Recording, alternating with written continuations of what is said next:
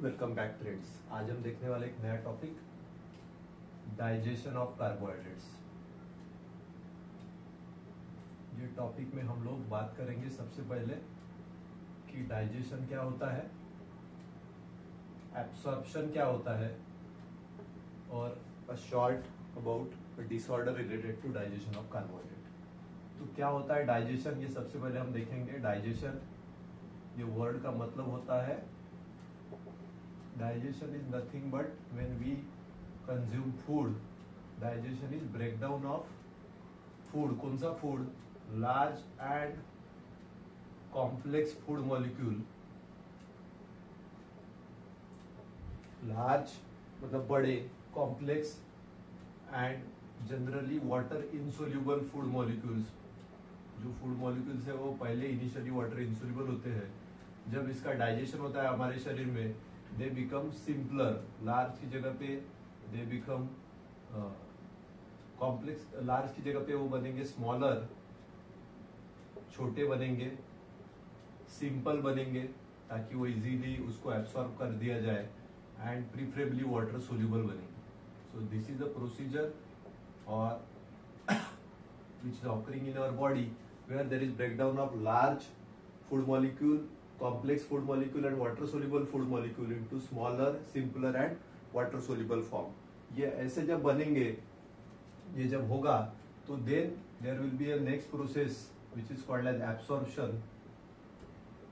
Absorption होगा हमारे food का, जो हमने खाना डाइट में खाया उसका पहले डाइजेशन होगा, एंड इंटेस्टाइन का जो ल्यूमेन रहेगा, intestinal lumen cell, membrane of intestinal mucosal cell, membrane के अंदर ये एब्सॉर्प्शन होगा, और वहां पे हमारे फूड से वेराइटी ऑफ प्रोसेस होके एनर्जी मिलेगी। सो ये हमारे साथ हर न्यूट्रिएंट के लिए होगा, लाइक कार्बोहाइड्रेट हो, लिपिड हो या प्रोटीन हो। हम जब ये डाइट में खाएंगे, खाने के बाद there will be breakdown of large, complex and water insoluble food molecule into smaller, simpler and water soluble food molecule which can be easily absorbed from lumen to membrane of intestinal mucosal cells। तो इस तरीके से ये हमारे शरीर में हर food molecule का होता है in our body. So digestion of, जब मैं कार्बोहाइड्रेट की बात करता हूँ, तो प्रिंसिपल कार्बोहाइड्रेट जो हमारे डाइट में प्रेजेंट होते हैं, main carbohydrate which are present in our diet, they are mainly, सबसे ज्यादा इंपॉर्टेंट जो है, they are starch and glycogen.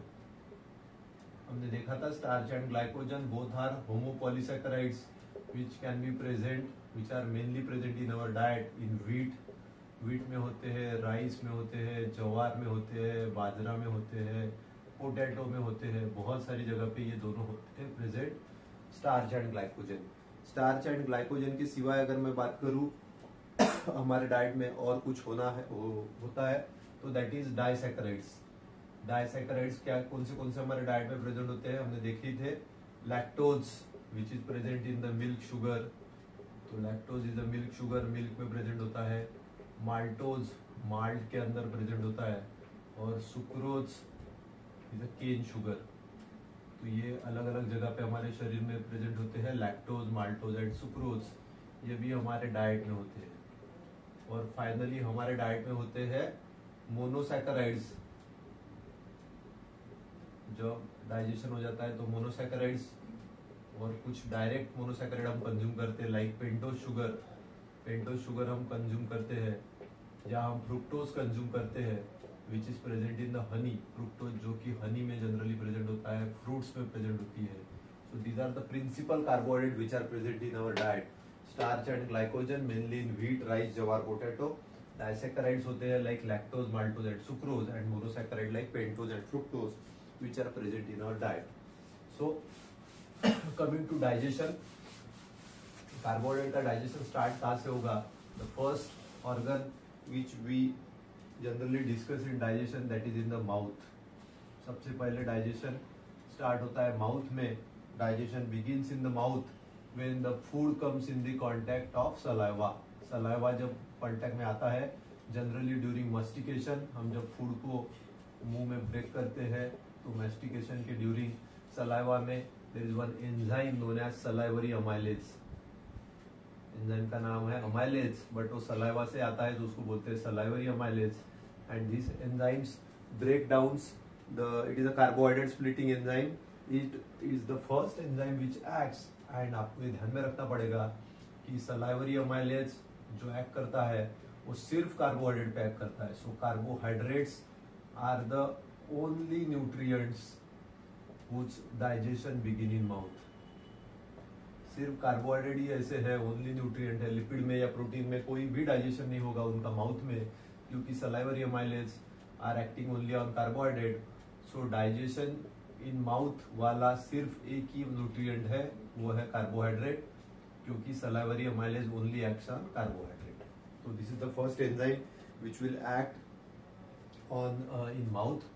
Mouth के बाद अगर मैं माउथ की बात करूं तो ये जो सलाइवरी अमाइलेज है क्या करता है, इट कन्वर्ट्स स्टार्च, डेक्स्ट्रीन, इन सब पे एक्ट करता है। स्टार्च पे, डेक्स्ट्रीन पे, ग्लाइकोजन पे, ये सब होमोपॉलीसैकेराइड्स है, आप सबको पता है। इन सबको ये ब्रेक डाउन करता है अमाइलेज एंजाइम, अमाइलेज मतलब salivary amylase enzyme, into simpler things. These are the large and complex food molecules into simpler molecules like glucose, maltose, ऐसा इन सब का बन जाता है simpler molecule which can be easily absorbed. So this is the first type of digestion. Digestion it begins in the mouth. First organ with the help of enzyme salivary amylase. ये बहुत ही important है. Only nutrients which are digested in mouth they are carbohydrate.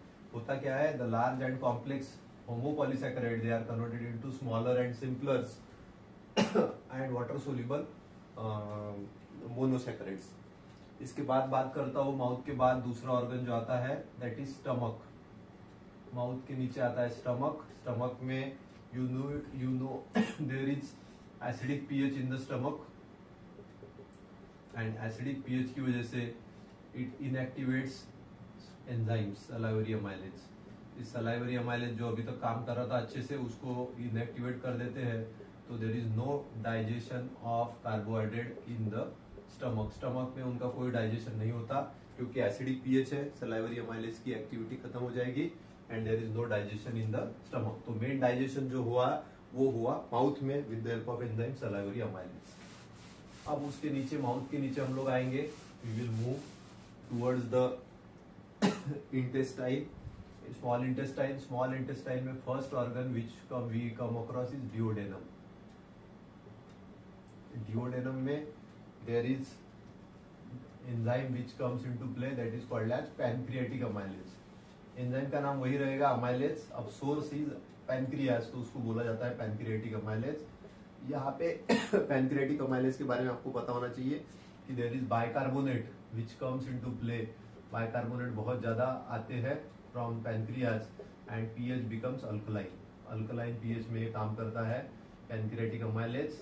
Salivary amylase का वैसा नहीं था, लेकिन this works in alkaline pH pancreatic amylase, और ये अपना काम यहाँ पे शुरू करता है डिओडेनम में। मेन इसके बाद जो ऑर्गन है जहाँ पे डाइजेशन होता है कार्बोहाइड्रेट का, दैट इज जेजुनम। डिओडेनम के नीचे हम आएंगे जेजुनम में। जेजुनम में जो एंजाइम्स आएंगे, एंजाइम फिर से अमाइलेज है, इसका सोर्स फिर से बदल गया, the enzyme is intestinal amylase. तो हमने एंजाइम के जो नाम देखे, amylase, it can be salivary, it can be pancreatic, it can be intestinal amylase. ये एक्ट करेगा हमारे शरीर में and it will break down starch, glycogen, dextrin into maltose, glucose. इसके सिवाय डाइसैकेराइड पे एक्ट करने वाले एंजाइम के नाम है maltase. Maltase is enzyme which will act on maltose. आपको पता ही है, माल्टोज पे एक्ट करके उसको ग्लूकोज प्लस ग्लूकोज में कन्वर्ट करेगा। Similarly there is one enzyme isomaltase which will act on isomers of maltose, and there is something known as sucrase which will act on sucrose. These all are disaccharides breaking enzymes, so they are called as disaccharidases. And there is something known as lactase. Lactase will act on lactose, और ये lactose को break करेगा into glucose and galactose. So ये maltose को break करेगा maltase into glucose plus glucose, ये act करेगा sucrose पे और सुक्रोज का बनाएगा ग्लूकोज प्लस फ्रुक्टोज, और ये एक्ट करेगा लैक्टोज पे और लैक्टोज का बनाएगा glucose plus galactose. So in this way, these are very important enzymes which are present in jejunum, or jejunum में they act on disaccharides. All these are breaking down disaccharides, so they are called as disaccharides. आपको पता है ASE is enzyme disaccharides. So lactase, maltase, sucrase, isomaltase and amylase all are having ASE. ASE means enzyme, so these are acting in our body. So ये आपको पता होना चाहिए. There are various enzymes.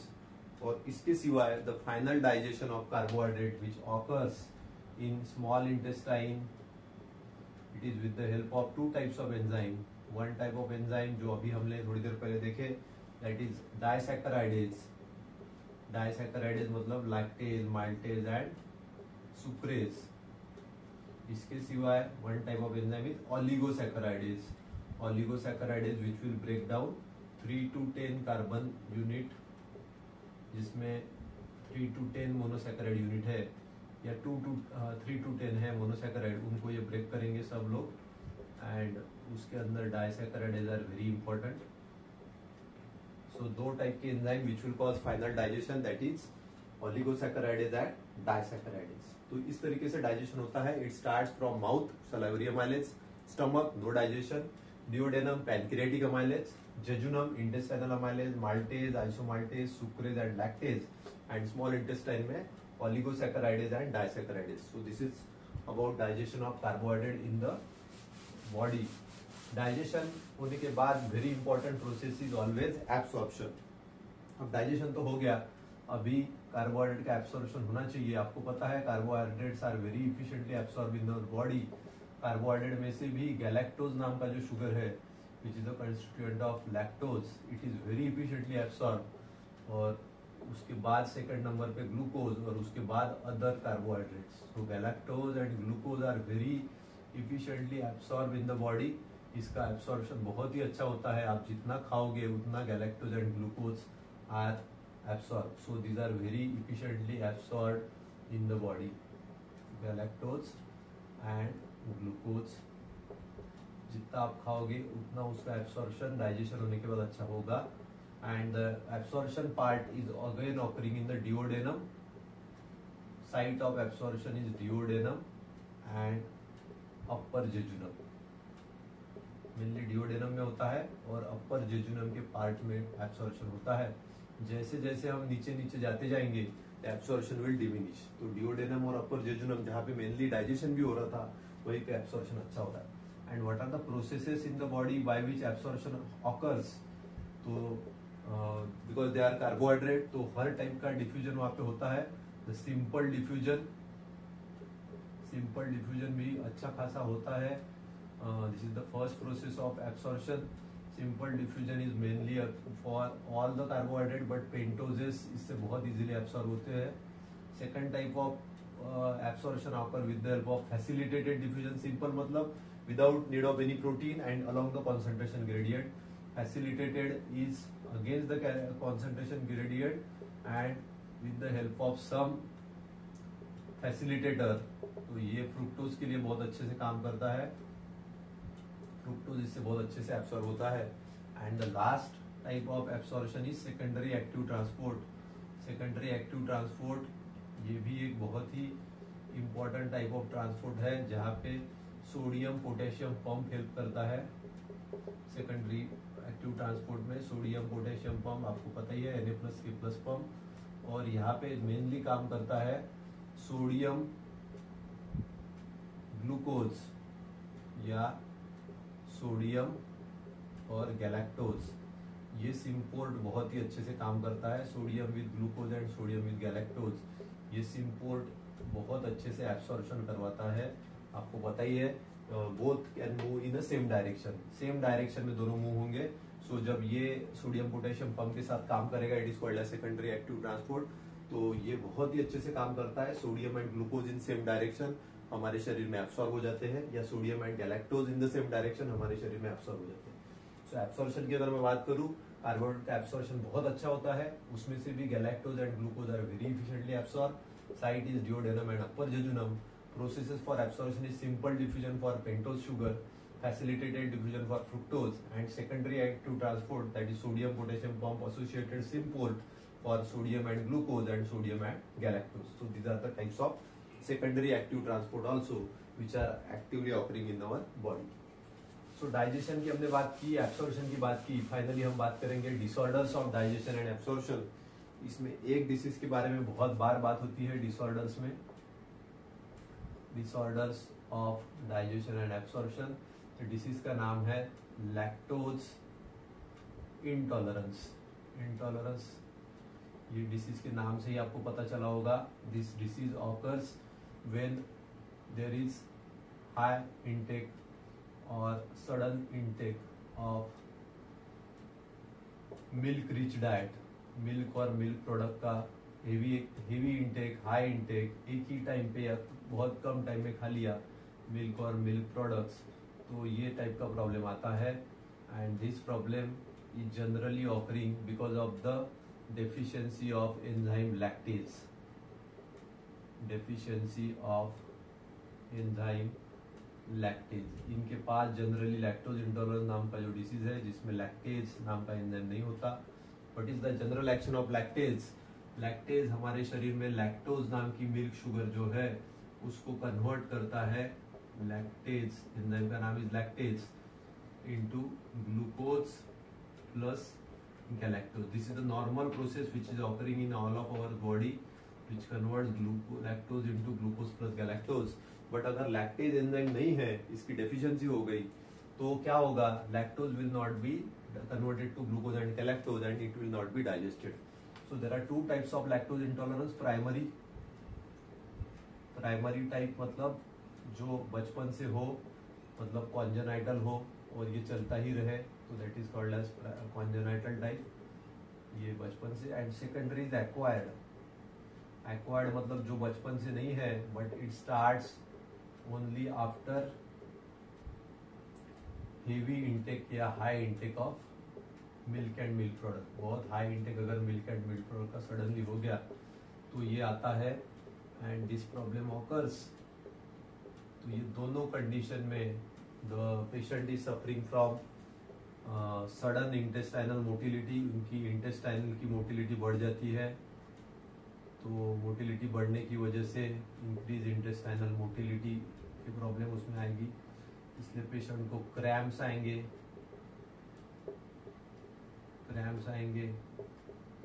Patient को diarrhoea हो सकता है. तो ये ऐसे टाइप के सब सिम्टम्स आएंगे. फ्लैटुलेंस हो सकता है, पेट उसका खराब हो सकता है. डायरिया है, फ्लैटुलेंस है, पेट खराब होना, क्रैम्प आना, increase intestinal motility, these are the symptoms. और ऐसे पेशेंट में क्या अपन उसके लिए ट्रीटमेंट या मैनेजमेंट कर सकते हैं? मैनेजमेंट इज अगर ये इन्फेंट में डायग्नोज हुआ तो अपने को उसको लैक्टोज फ्री डाइट देना पड़ेगा. ऐसा डाइट देना पड़ेगा जिसमें लैक्टोज नहीं है, ताकि वो अच्छे से उसको डाइजेस्ट कर पाए. और अगर अडल्ट्स में इसको मिला तो the only treatment which is possible is lactose elimination from the diet. खाने में से उसको लैक्टोज को दूर करना पड़ेगा, लैक्टोज को हटाना पड़ेगा. So this is the very important problem about carbohydrate digestion. It is called as lactose intolerance. Lactose intolerance मतलब लैक्टोज को हम पचा नहीं पा रहे, लैक्टोज को टॉलरेट नहीं कर पा रहे. प्रॉब्लम इतनी सिंपल ही है, it is deficiency of enzyme lactase. Lactase enzyme which digest milk sugar lactose into glucose and galactose, ये नहीं है. दो टाइप के कॉज हो सकते हैं. प्राइमरी कॉन्जेनाइटल जिसमें लैक्टोज है ही नहीं, शरीर बना ही नहीं रहा, या सेकेंडरी एक्वायर्ड जिसमें लैक्टोज है, लैक्टेज है, इसमें लैक्टोज है नहीं और इसमें लैक्टेज है लेकिन काम बराबर से नहीं कर पा रहा by any reason. So the main cause will start will high intake of milk product. Patient को क्या तकलीफ होती है? इंक्रीज इंटेस्टाइनल मोटिलिटी, क्रैम्प्स, बहुत ज्यादा डायरिया, फ्लैटुलेंस, ये सब फीचर रहेंगे. और पेशेंट की ट्रीटमेंट के लिए we can have lactose free diet for the infants, and adult में we will eliminate lactose from the diet. So this is a very common disorder of carbohydrate digestion जो exam में पूछा जाता है. So the question which are expected from this topic is digestion, the enzymes involve in digestion of carbohydrate. तो आपको पता होना चाहिए कि माउथ में सलाइवरी अमाइलेज है, डिओडेनम में पैंक्रियाटिक अमाइलेज है, एंड देन उसके बाद बहुत सारे intestinal amylase, isomaltase, maltase, sucrase and lactase, ये सब के नाम आपको पता होना चाहिए. Absorption of carbohydrate, simple diffusion, facilitated diffusion and secondary transport. And finally a question about disorder of carbohydrate digestion, that is lactose intolerance, deficiency of enzyme lactase. ये question आपको एक्सपेक्टेड है कि आपको आना चाहिए. So this all covers about the topic of digestion of carbohydrate. Hopefully you have got the point. Thank you very much.